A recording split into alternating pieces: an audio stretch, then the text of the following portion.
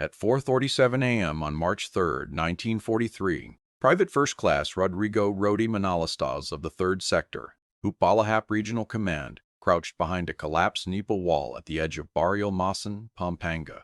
43 Japanese soldiers advancing from the eastern tree line in a column formation through chest-high Kagon grass, wet with pre-dawn fog. He was holding a modified Type 99 light machine gun, stripped of its bipod, rewired at the trigger group with salvaged copper wire, and fitted with a bamboo forward grip wrapped in carabao leather, a weapon his commanding officer had called a corroded death trap and forbidden him to carry into any organized engagement. The nearest friendly position was 1,100 meters to the southwest, a 3-man observation post with no radio and no mortar. In the next 4 minutes and 30 seconds, Rodi Manalastas would either be overrun and killed, or he would demonstrate something that no field manual in existence had ever described. In the Philippines, the war was never won by the man with the most training. It was won by the man who understood the weapon better than the man who built it. The morning that followed would not appear in any official Allied communique.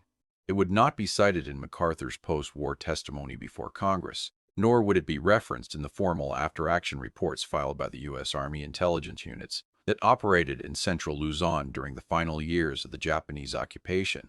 What it would become instead is something rarer and more durable than any citation, a story repeated in whispered Kapampangan around cooking fires for the next 40 years, a story about a man who took a dead enemy's weapon, rebuilt it with his bare hands and borrowed tools, and used it to dismantle an entire enemy squad before a single Allied officer believed it was possible. This is that story, told as close to the documented record as the surviving testimony allows. Rodrigo Manalastas was 24 years old in the autumn of 1942, a farmer's second son from a barrio outside San Fernando, Pampanga, who had never attended secondary school, never held a rank above the informal equivalent of a fire team assistant, and whose primary pre-war occupation had been cutting sugarcane on land his family did not own. He was, by every institutional measure the Philippine Army applied, the least consequential man in his unit.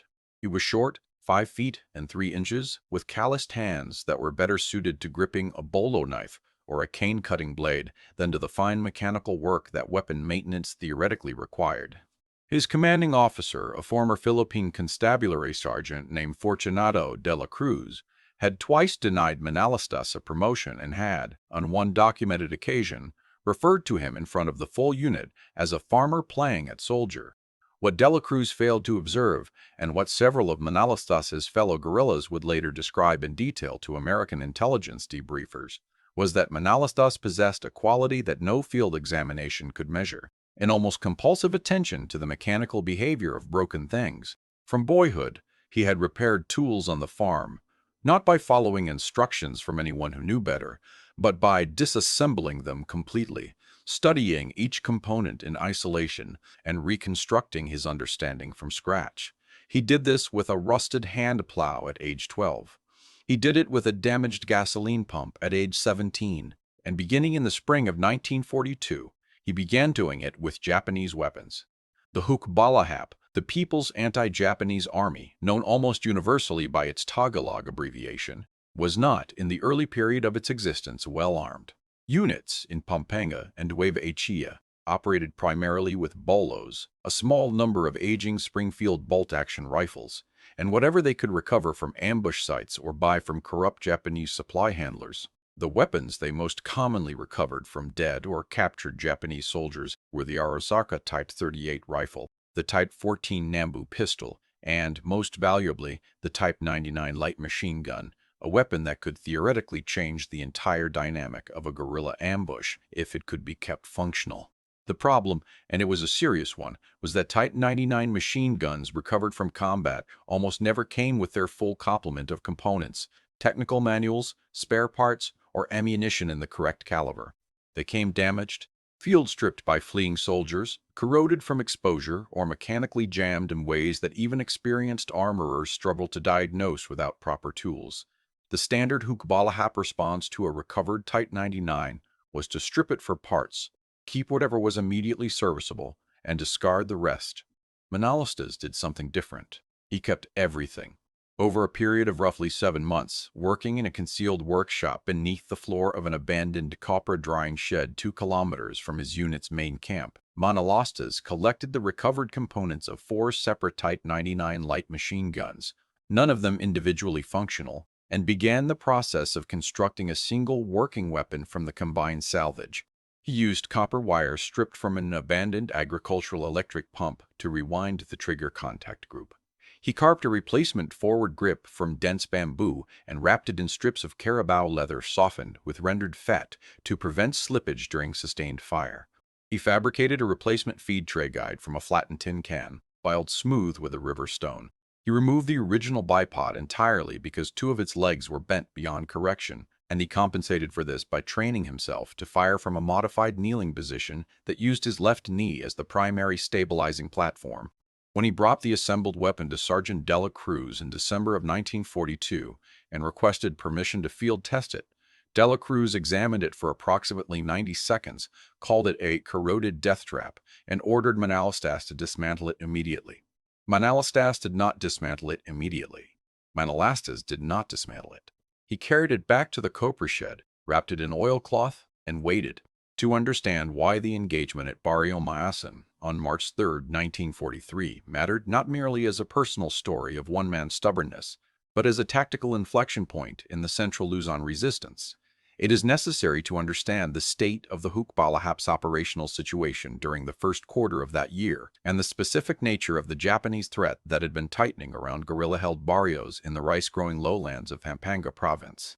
By early 1943, the Imperial Japanese Army's forces in central Luzon had shifted from a posture of active conquest to one of occupation management and counterinsurgency. This was not a passive shift.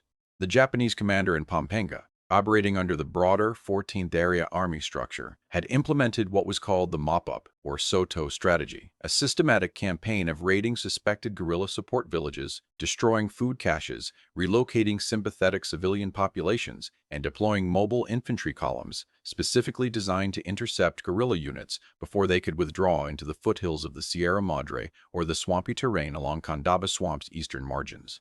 These mobile columns, typically 40 to 60 soldiers, lightly equipped for speed, supported by local collaborator intelligence networks, were extraordinarily effective against guerrilla units that relied on advance warning and dispersal as their primary defensive tactics.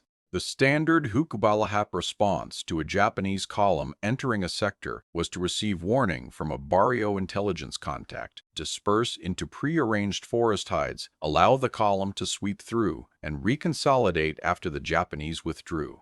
This tactic preserved personnel, but at severe cost. Food stocks were consistently destroyed, civilian collaborators were identified and executed at an accelerating rate, and the guerrilla units were being pushed into progressively smaller and more remote operating areas. The critical tactical disadvantage facing Manalastas' unit and others operating in the lowland Pampanga sector was the firepower asymmetry during contact. In any situation where a Japanese column caught a guerrilla element before full dispersal could be completed, the Japanese immediately employed their primary tactical advantage, the light machine gun.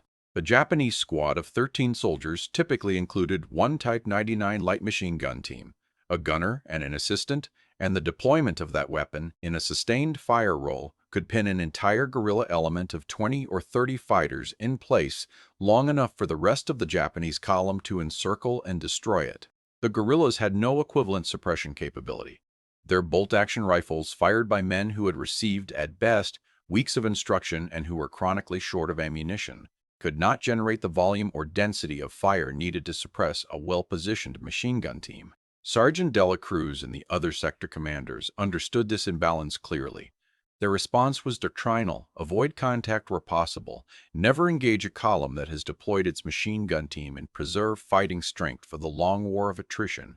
It was, in the circumstances, a rational policy.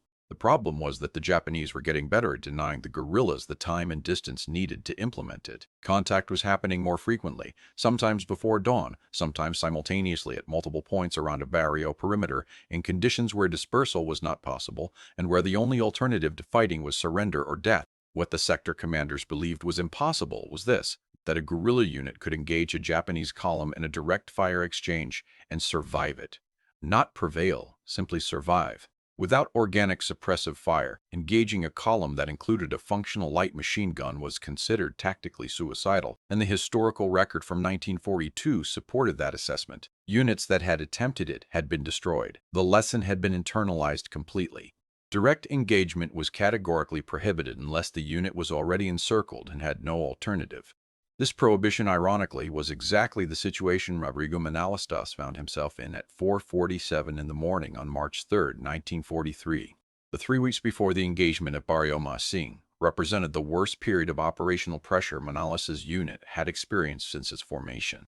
Beginning in mid-February, Japanese columns had conducted 4 consecutive sweep operations through the sector, each one more precisely targeted than the last, and each one demonstrating that the Collaborator Intelligence Network was providing the Japanese with increasingly detailed information about guerrilla movement patterns and hide locations.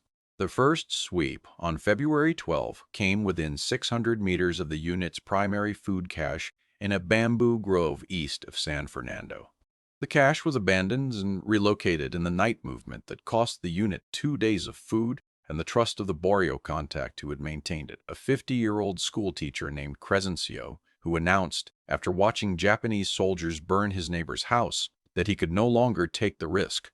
The loss of Crescencio eliminated the unit's earliest warning node in the eastern approach corridor, the most likely avenue for any future Japanese column entering from the direction of the San Fernando garrison.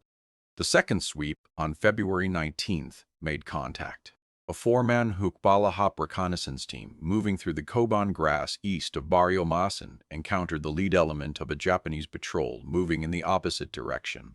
The firefight lasted less than 90 seconds. 2 guerrillas were killed. The other 2 withdrew successfully, but in their withdrawal they left a pack containing 3 Springfield rifle rounds, a hand-drawn map of guerrilla positions in the sector, and a notebook belonging to the unit's logistics coordinator. The notebook contained no operational plans, but it did contain no operational plans. But it did contain no operational plans. But it did contain names, barrio contacts, food providers, message carriers. Within 48 hours, 2 of those contacts had been arrested and, according to accounts gathered afterward from barrio residents, executed in the San Fernando town square. The third and fourth sweeps, on February 24 and March 1, found nothing, because the unit had by then reduced its footprint so severely, dispersing in groups of 2 and 3 across a dozen separate hide sites, that there was effectively no unit left to find. But dispersal of that magnitude meant the cessation of all operational activity, no ambushes, no intelligence collection, no food movement, no contact with other sectors. The unit was not fighting, it was hiding, and the distinction was becoming difficult for the men to maintain without visible damage to their cohesion and resolve. Manalastas, during this period, had raised the subject of his modified Type 99 on 3 separate occasions. The first time, Dela Cruz cut him off before he finished his first sentence. The second time, Dela Cruz told him that if he mentioned the weapon again, he would be assigned to latrine detail for the remainder of the month. The third time, Manalastas waited until Dela Cruz had finished briefing the unit on the upcoming dispersal protocol, then asked, in front of the assembled men, whether it would be permissible to use the machine gun if the unit found itself in a contact situation where dispersal was no longer possible. Dela Cruz stared at him for a long moment, then said, "If we're in a situation where dispersal isn't possible, we're already dead, and it won't matter what you're carrying." 3 men laughed. The rest were quiet. Manalastas returned to his hide site, unwrapped the oilcloth from his machine gun, and cleaned it by feel in the dark. On the night of March 2nd to 3, Manalastas was assigned to a solo observation post at the eastern edge of Barrio Mayasen, a position in a collapsed nipa house that offered a clean sightline across approximately 400 meters of Kogon grass toward the tree line from which any column approaching from the San Fernando direction would emerge. His instructions were standard: observe, count, withdraw, report. Under no circumstances was he to initiate contact. He was given a prearranged signal, 3 clicks on a bamboo striker, to pass to the next post in the chain if he observed movement. He carried the Type 99, wrapped in oilcloth, concealed inside a rice sack slung over his shoulder. He told no one. At 4:31 a.m. he heard movement in the grass. Not the movement of a single animal or a wandering barrio dog, the layered rhythmic displacement of multiple men moving in formation through vegetation, the particular sound of boot soles finding purchase in wet soil at regular intervals, the occasional metallic contact of equipment against equipment that no amount of padding completely eliminates. He counted the sounds carefully, using a technique he had developed over months of observation, tracking the sound clusters rather than individual footsteps, identifying the probable spacing between soldiers by the gaps between contact sounds. 43 men, plus or minus 3, moving in column, approximately 350 meters out and closing at a walking pace. He reached for his bamboo striker. He clicked it 3 times. He waited. No response from the next post. He clicked again. Nothing. Either the next post was unmanned, which, given the dispersal of the previous week, was entirely possible, or his signal was not carrying in the wet, foggy air. He was alone. The column was now 280 meters out. At their current pace, the lead element would reach his position in approximately 4 minutes and 20 seconds. Monolastas unwrapped the Type 99. He checked the feed tray, 60-round belt, seated correctly. He checked the copper wire connections at the trigger group, intact. He pressed his left knee into the dirt floor of the collapsed Nipa house, positioned the forward grip on the bamboo-wrapped stock against his palm, and rested the muzzle on the top of the broken wall in front of him. He aligned the fixed iron sight. The bipod mount had also served as the front sight base, and without it he had fabricated a replacement from a bent spoon handle, filed and soldered to the gas tube with melted tin along the center line of the approaching column. He breathed 4 times. He let the 4th breath out halfway. He waited until the lead element was 90 meters from his position and moving directly toward him through a gap in the grass.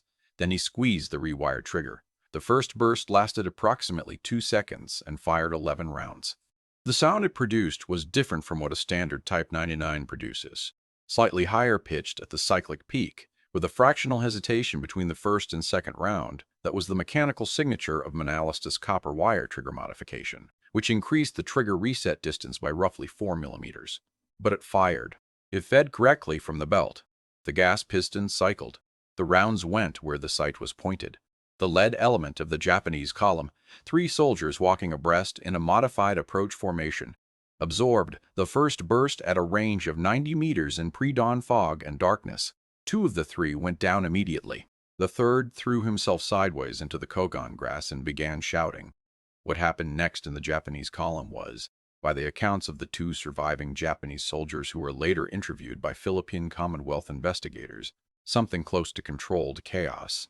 The standard Japanese response to ambush contact was immediate. The unit would identify the direction of fire, deploy the machine gun team to a flank position, and use the machine gun's sustained fire to suppress the ambush position while the main body maneuvered. This response depended on one critical assumption, that the ambush was being conducted by a guerrilla element armed with bolt-action rifles, which would require 3 to 5 seconds between rounds and would therefore allow the machine gun team a window to move and set up. The Type 99, firing at a cyclic rate of approximately 850 rounds per minute, did not provide that window. Manalistas fired a second burst, 9 rounds, at the cluster of movement he could see in the grass, at approximately 110 meters to his left, where the sounds indicated the main body had begun to react. He did not hit the machine gun team with this burst. He hit the team's assistant gunner, who was carrying the spare ammunition drums, and the drums, 3 of them, 60 rounds each, scattered into the grass. The gunner, now without his assistant and without clear sight of the ambush position, set up behind a low earthen berm at the edge of the grass and began searching for a target. "There's a machine gun in the wall," one of the surviving Japanese soldiers later recalled, in a translated deposition taken by a Commonwealth Army officer in 1945, "and we do not know how many men are behind it." This was the central tactical reality of the next 6 minutes. The Japanese column, 43 experienced soldiers with their own machine gun in superior numbers, was pinned, not because they were outgunned in any absolute sense, but because they could not determine the size of the force opposing them. A single weapon firing from a fixed, concealed position in darkness and fog, producing sustained automatic fire, does not announce the number of hands on its grip. The Japanese column commander, a sergeant first class named, according to post-war records, Hiroshi Tanaka, made the only tactically conservative decision available to him. He ordered his men to take cover and hold position while he assessed. Manalistas used those seconds. He shifted position. moving 3 meters to his left along the collapsed wall, staying below the top of the rubble, dragging the machine gun with him in a low crawl that he had practiced dozens of times in the dark of the copra shed. The Type 99 weighed 10.4 kilograms without the bipod, and without the bipod it was awkward to carry at speed. But Manolastas had modified his carrying grip, left hand on the bamboo forward grip, right hand through the modified sling, weapon cradled against his forearm, in a way that allowed him to move it while staying below cover. He found a second firing position at the left corner of the wall, where a gap in the rubble gave him a 45-degree angle toward the earthen berm behind which the Japanese machine gun team was positioned. He could hear the gunner moving, the distinctive metallic scrape of a feed tray being opened and closed. He fired his third burst, 14 rounds through the gap and across the berm. The Japanese machine gun did not fire after that. The firing stopped, the same deposition noted, and then it moved. We could not find where it came from next. The column sergeant Tanaka made a decision at approximately 4:54 a.m. that sealed the engagement's outcome. Unable to locate the ambush position with certainty, unable to use his machine gun, and facing what he assessed as an unknown strength guerrilla element in covered terrain, he ordered a tactical withdrawal. The order was not panicked, it was methodical, the soldiers peeling back in pairs toward the tree line, maintaining spacing and covering each other's movement as they had been trained to do. Manolastas fired twice more during the withdrawal. His fourth burst, 7 rounds, was aimed at the movement sounds in the grass at approximately 140 meters. His fifth burst, 6 rounds, was aimed at the tree line itself as the last of the column disappeared into it. His total expenditure was 47 rounds from a 60-round belt. The Type 99 did not jam. The copper wire held. The tin-spoon sight, crude as it was, had pointed the weapon where he needed it, pointed in the dark.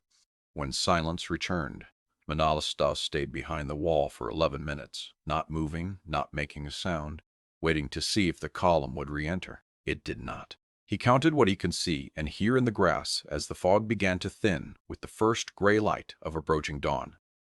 4 Japanese soldiers were down in the visible ground between his position and the tree line. He could not see into the grass where his second and fourth bursts had tracked the column's movement. He would not know the full count until later. He rewrapped the Type 99 in its oilcloth. He picked up the empty brass from the 5 positions along the wall where he had fired. He walked southwest toward the friendly observation post, 1,100 meters away, carrying a weapon that had just done something his commanding officer said it could not do. The first Manolastas encountered on his return was a guerrilla named Bernardo Aquino, who was manning the southwest observation post and who had, in fact, been awake and listening to the engagement from its beginning. Aquino later described the experience to a Commonwealth debriefer. He had heard the distinctive cyclic fire of a machine gun from the direction of the Masan perimeter, had assumed the unit was under attack from a Japanese machine gun element, and had sent a runner toward the main unit camp to pass the alert before realizing, after several minutes, that the machine gun was stationary and that the engagement had stopped. He had not recognized the sound as coming from a guerrilla position. Manolastas told Aquino what had happened. Aquino did not believe him until Manolastas showed him the machine gun and the 47 pieces of expended brass in his pocket. Word reached Sergeant De La Cruz at approximately 6:15 a.m. De La Cruz's initial response, according to multiple accounts, was skepticism. His second response, after Aquino's corroboration and after 2 other guerrillas who had been in the area confirmed hearing the engagement, was silence. A long, sustained silence that several men present described as unlike any expression they had seen from him before. His third response was to walk to the eastern edge of Barrio Masin himself and count the bodies. There were 6, 4 in the open ground east of the Nepal wall, 2 at the edge of the grass where Manolastas' second burst had tracked the machine gun team.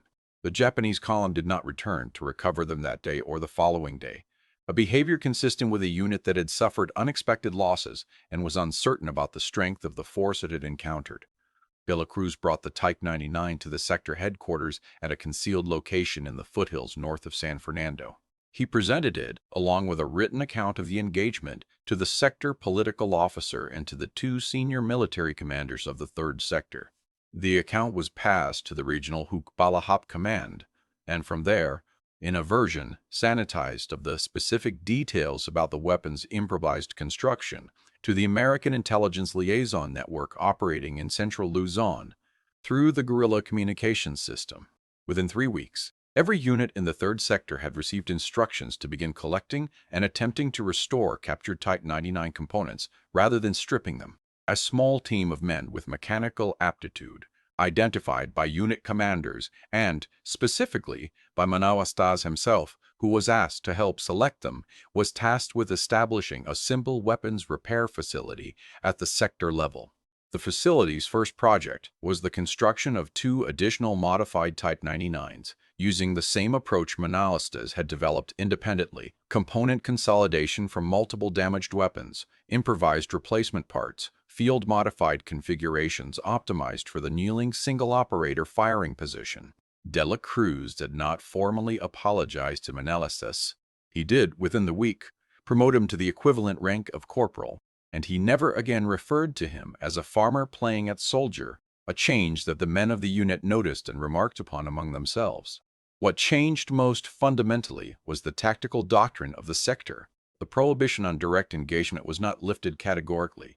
It remained the default posture for units without suppressive capability. But for units equipped with a functional automatic weapon, however improvised, a new set of engagement guidelines was developed, based directly on the principles Manalastas had demonstrated at Barrio Maasin: fixed concealed position, movement between bursts to prevent localization, priority targeting of the enemy machine gun team, and sustained fire sufficient to deny the enemy assessment window they needed to mount a coordinated response. It was not a doctrine written in any manual. It was a doctrine taught by demonstration, passed from unit to unit in the way that all knowledge moved in the Hukbalahap, by word of mouth, by the accounts of men who had been there, and by the reputation of the man who had originated it. Rodrigo Manalastas survived the war. He was still a member of the Hukbalahap when the Japanese surrendered in August of 1945, and he was present at the formal disarmament proceedings conducted by American military officials in Pampanga in late 1945, where he is listed in the attendance records as Copular.